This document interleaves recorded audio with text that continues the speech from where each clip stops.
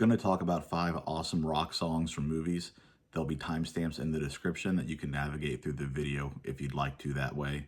So what I mean about these songs, I don't mean like it's a song from Grease or a song from Rocky Horror Picture where it's like a musical and they're singing. I just mean like this is a song that was a rock song that was recorded specifically for the movie and used in the movie in some kind of way, and also not a song that was like, a regular album track and it just got picked up later. Like it was a popular song and it was just used because it made sense in the movie. Like these were songs that if they weren't in the movie, they may not have been made. They were made specifically for the movie. They were released first on the soundtrack. They were released because of the movie, and that's why they exist. Hold Me, Thrill Me, Kiss Me, Kill Me from U2 from the Batman Forever movie in 1995. This was a really big hit at the time for U2. It was nominated for the Grammy. It was later released on one of their best of compilation albums. Has a really, really cool music video. It's very comic booky. I don't really care or talk about music videos for songs usually, but this one really fits with the Batman movie. Like it's a live action movie, Batman Forever, and then there's like a comic book drawn with U2 characters in it, but like as comic book people for the music video, which is really cool to check out. So the song itself, it has like orchestra and strings in it that are pretty heavily featured. They were done by, composed by Craig Armstrong. Craig Armstrong does a lot of unique stuff. He was kind of, if you look at his career, he's known for doing kind of unique stuff with orchestras. But it's a very kind of straightforward sounding orchestra. It doesn't sound crazy. It sounds like, a really cool score almost to like a movie, but with the song. The song itself has a very industrial, fuzzy vibe for U2. It has a lot of the U2 guitar wah and delay stuff that the Edge is known for. And, but it has a more overall, the whole tone of the song, all the instruments, even the vocals have almost an industrial, like fuzzy tone. It sounds like Bono is singing through like a megaphone kind of effect through most of the song. Parts of it have like an Eastern vibe. There's times with the guitar, especially like in the chorus, the pre-chorus and the chorus, where the guitar is very shimmery. It almost has like a sitar sound to it somewhat. They talk about with Pet Sounds, the Beach Boys album, this wall of sound. And I think this is a song that has a wall of sound. U2 is known for using delays and different things, but this is just a different vibe to me, but really, really cool. This is from the Octune Baby, Mysterious Ways time. It has vibes of that, but a very, very cool song.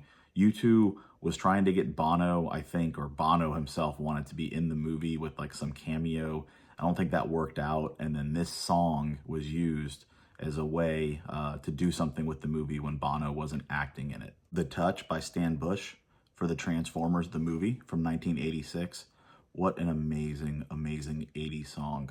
So this was made for the Transformers, but this song also is in Boogie Nights. Mark Wahlberg's character is doing some karaoke, if I remember the scene correctly, and he's singing this song. So it actually appears in 2 different movies in a very cool way. But this was actually released in 86 as a single. It was a double A-side single.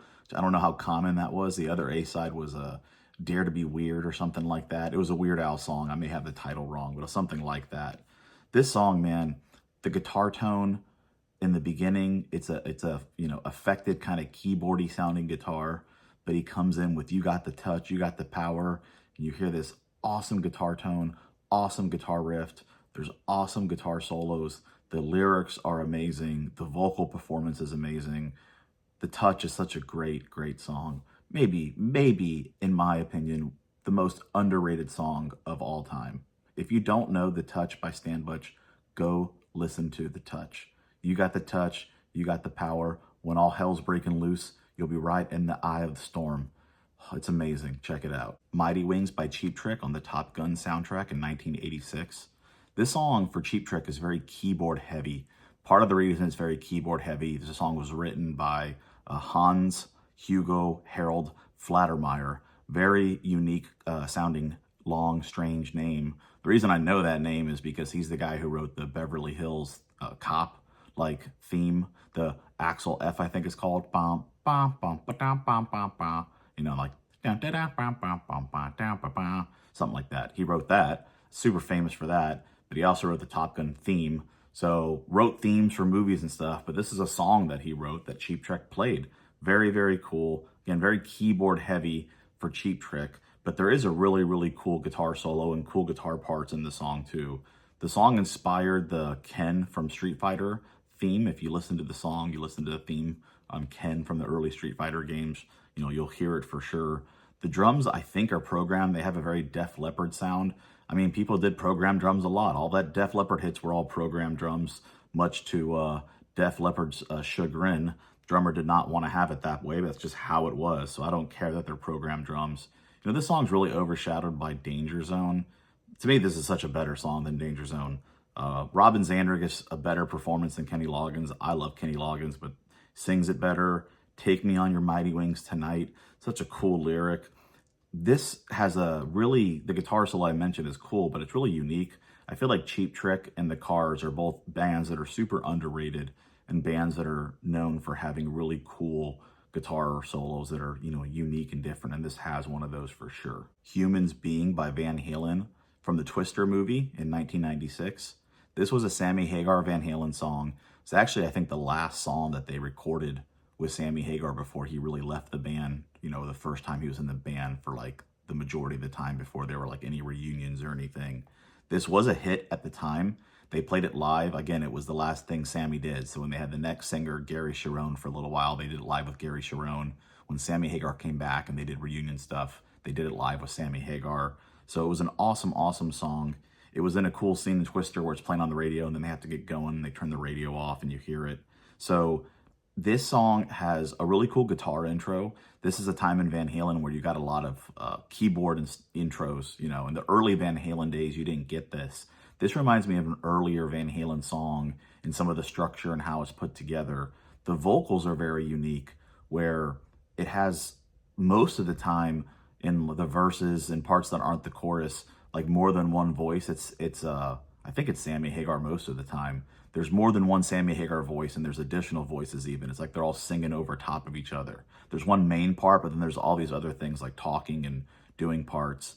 And then it sounds really beautiful. It all comes together for a more clean chorus where you don't have all this stuff jumbled over top of each other.